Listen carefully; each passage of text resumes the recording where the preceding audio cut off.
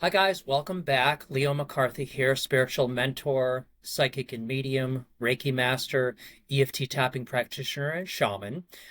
Today, I want to talk about how to hold space for someone. And we have heard this term before, but I'm not sure that everyone totally understands what it means to hold space for someone else.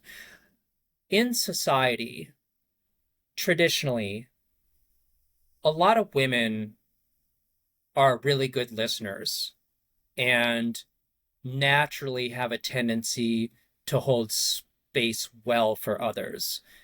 And traditionally, men are more of fixers and solution oriented.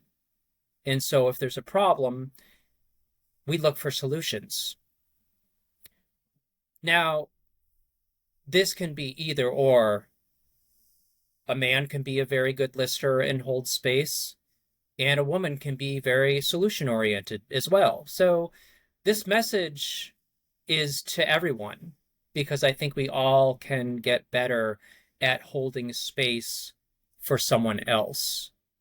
And unless you're a licensed professional talk therapist, social worker in a field where you're trained on communication and listening skills, that is part of their job to hold space for individuals. And they have gone through education and training to learn communication skills and listening skills and to be good at it because that is part of their job. But the average person, it doesn't necessarily come natural to us. And so when someone comes to us and they want our attention because they want some comfort and maybe they have been through a stressful situation, maybe they have been hurt, maybe they have gone through a traumatic experience.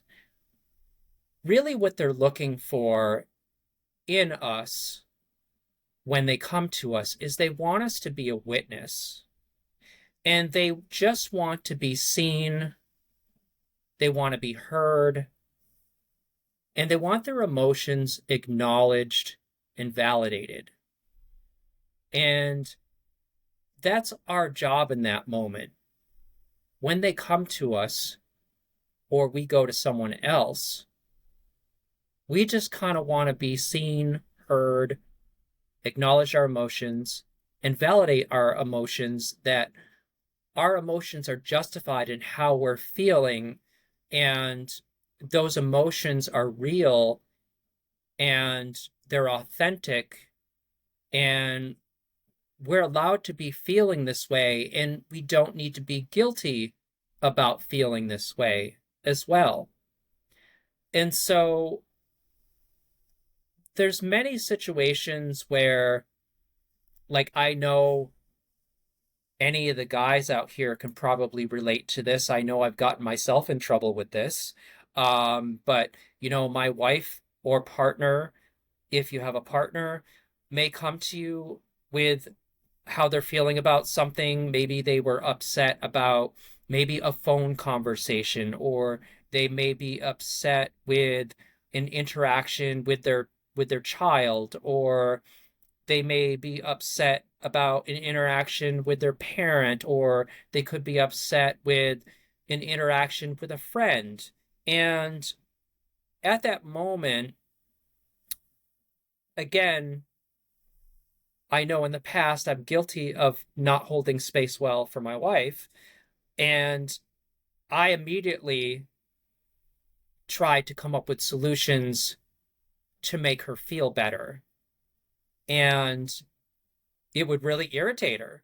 And she would actually get upset, and justifiably so, because I got lost in the moment of, I had that hat on of how can I make her feel better instead of actually listening to her, seeing her, and acknowledging how she was feeling and validating her emotions that she was feeling. And that's really what she was looking for. And, you know, when someone comes to us, they may not be able to tell us that that's what they're looking for. And so that's why it can be hard to recognize and understand what they need, because we just immediately want to comfort them and we want to make them feel better. And so we have good intentions, but what they need right now is not necessarily the solution.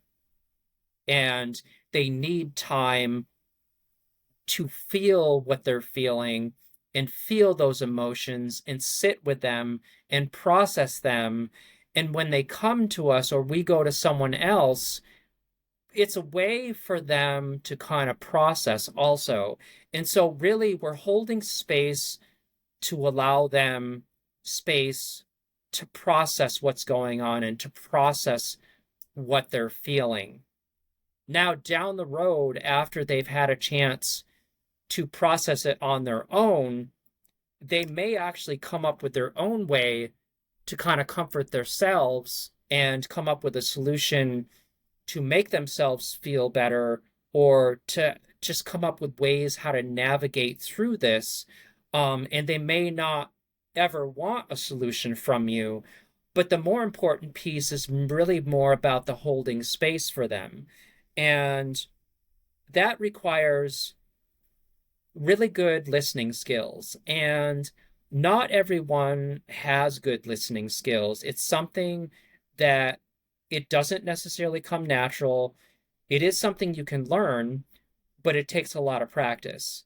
And you've heard the phrase before, we have, you know, two ears, two eyes, and one mouth.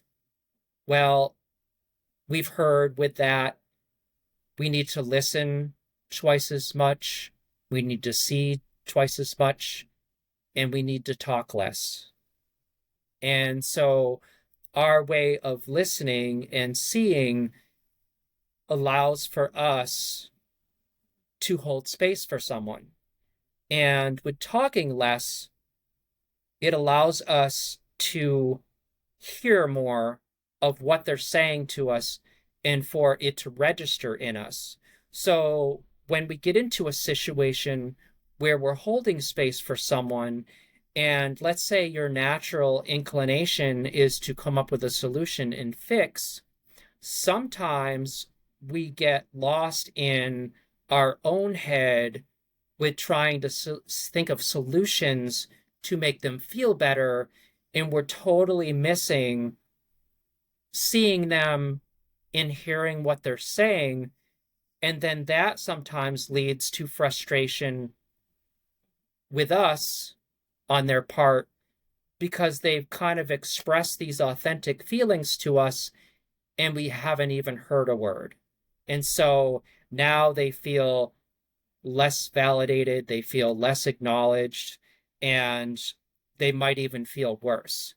And so this message about how to hold space for someone is not to come down on you and not to make you feel bad about, maybe what has happened in the past, but just take this information and maybe digest it a little bit, and then maybe start to integrate it.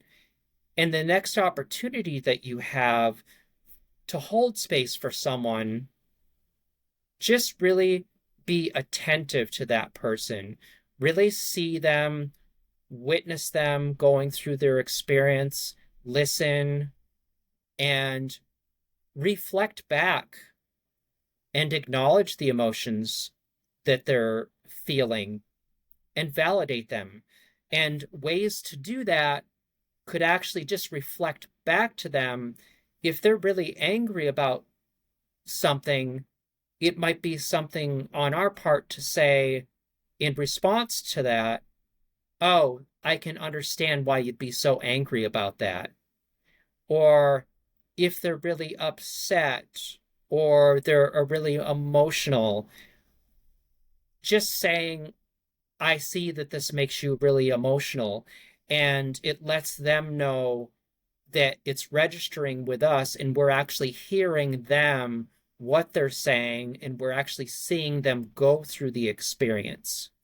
And so this is kind of a really important life skill, whether this is to hold space for a partner, a child, a coworker, a parent, a friend, or even a stranger randomly.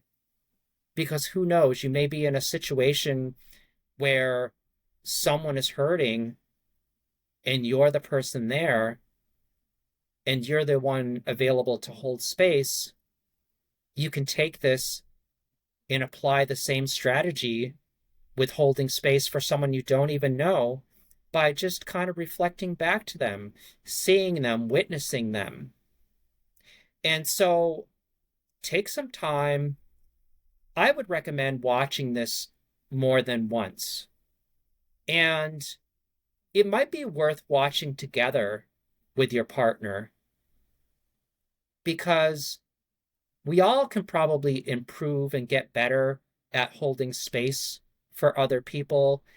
And as we kind of share this, this will also help other people learn how to hold space for us as well. So if you're in a relationship and you currently struggle holding space for each other, this will help give something to us for each other to help each other to hold space for us. And so in the future, it'll help us acknowledge our partner's feelings, and it'll help our partner acknowledge our feelings, and will lead to probably less frustration. So I hope you enjoyed this information. I think it'll be really helpful. And don't forget to like, subscribe, and share this. And you may want to bookmark it and watch it again, like I said. But stay tuned, and we'll talk soon. Bye.